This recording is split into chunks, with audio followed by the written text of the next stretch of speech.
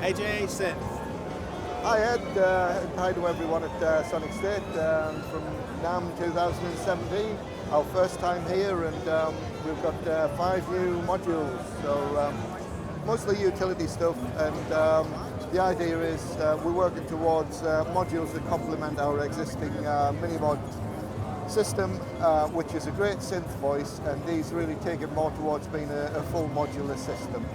So if we start with the utility modules first, we have a small 2 HP module here, a passive module. We've had requests from our customers asking if we can bring the gain jumpers, which are on the back of the filter and the VCA, if we can bring those out to the front panel so that they can switch the higher gain modes of both of those modules without having to remove them. So that's what we've done, and we had some spare space on the panel, so there's a 6-way passive multi on there as well. Available in black and silver, as are the mini-mod modules themselves, and as all of the new modules. So our second new module is the V-scale buffer, and again this was in response to people that have been having a problem interfacing our VCOs with CV sources from other manufacturers, and where they've been getting impedance mismatches.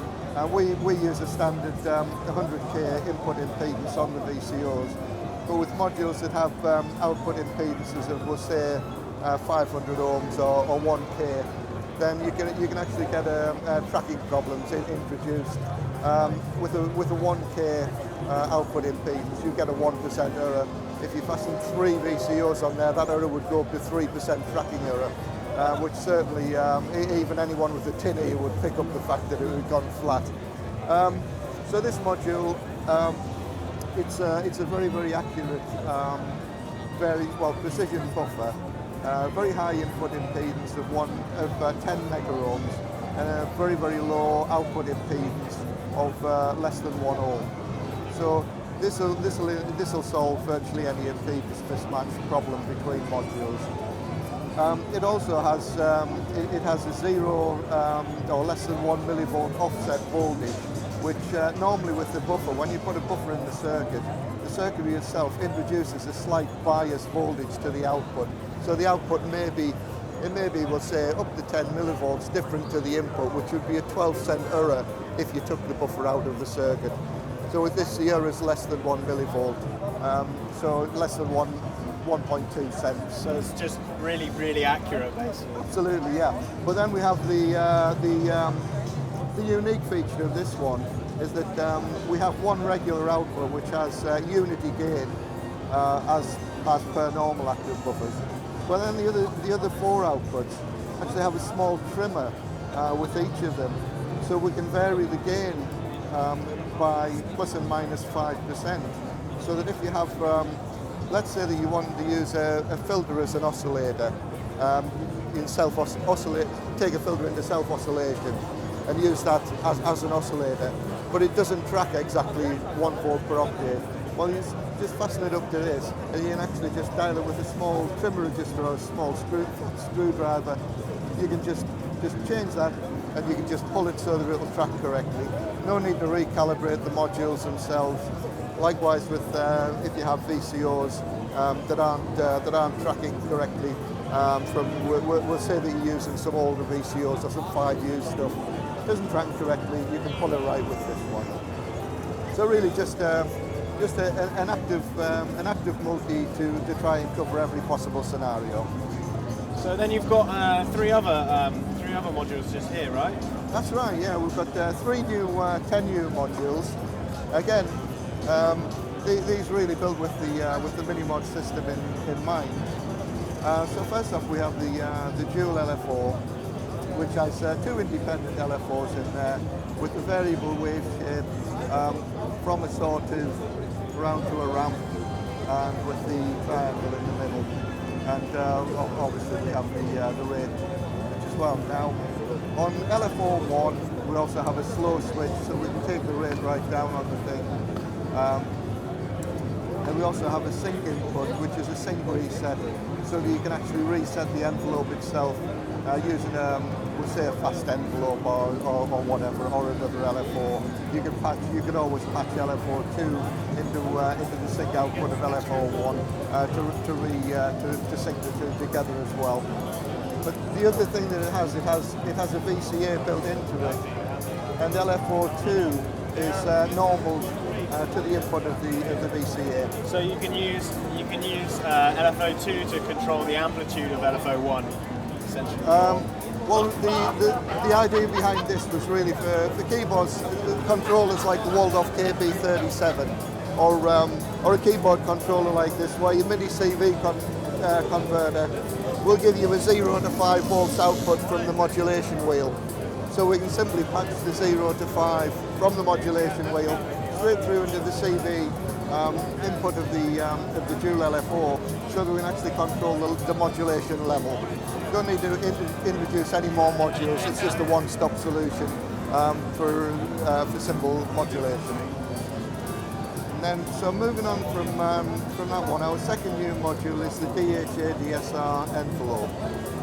And this again was in response to a few requests from customers. They love the original Model D envelopes on the mini mod.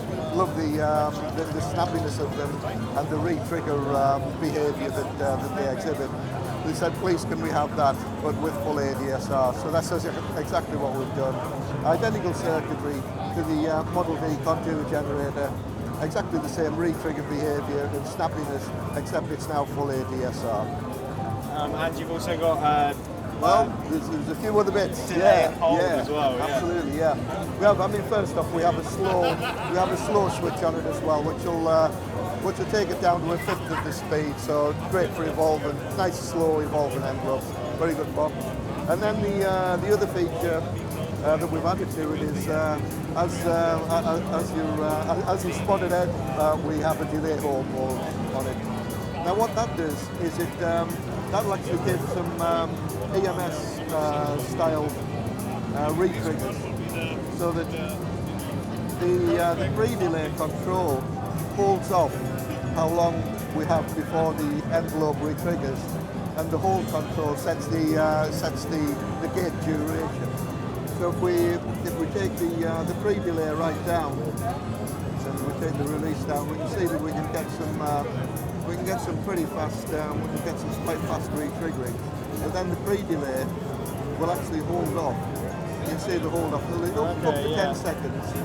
And then again with the hold, so it'll hold off up to 10 seconds. And we can have the envelope so it's up to 10 seconds long as well. So this actually allows you to replicate the behavior of the things like the EMS synth, the trapezoid. So you can get exactly the same sort of modulations going on as you can with that, except you can have full ADSR on them rather than just a simple attack sustain release envelope.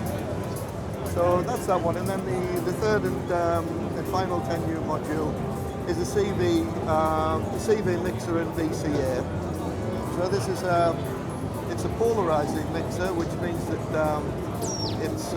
it'll either add to or subtract that signal to the output. So it's basically an inverter going that way. So you could use it. Could you use it as a ring modulator as well then? Because you could do it at audio rates in there. I'm not sure. I've not tried it. Okay. I'll give that a go ahead. The main thing it's designed for really is to work with these two modules. So if we use it with the dual LFO, it allows us to put two inputs into it, mix them together to give us some more complex modulations. But it also it's a voltage source as well. So if we don't have any input to input one, we can add offset. Yes, we can add an offset up to plus and minus 6 volt offset to the other signals. And then input 3 has a higher gain, so it'll actually amplify as well as just do unity gain. And then input 4, we can switch input 4 between being an input or being an offset for the CV. So that the time that you use that is that, let's say let's say that we want to use this module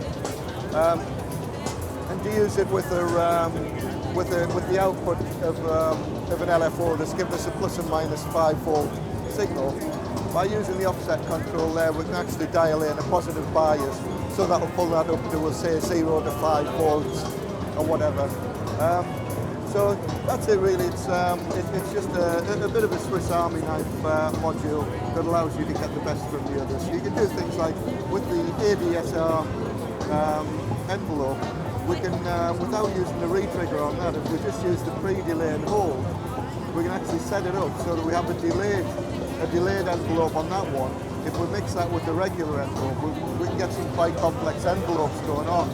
So we take the outputs from each of those into the mixer, and then the output from the mixer, we can control the level of that using voltage control as well. So when are you hoping to have these out? They're actually in manufacture now. We have a bit of a lead time at the moment, so it's probably going to be 3 or 4 weeks to get these into the dealers and regularly available. And what will be the price? What will be the final price on those? Do you know? Yeah, pricing. The LFO and the DH ADSR envelope are the same price as our existing contour generator and the ladder filter. So that's £195 with the silver panel, or £210 with the dark edition black panel. The CV offset mixer is it's 155 with the silver panel and 165 with the black panel. The B-scale multi is £105 with either a black or a silver panel, and the gain switch multi I think is £70. Excellent. Well, thank you very much for speaking to us. Thanks ever so much, and yeah, have a great show.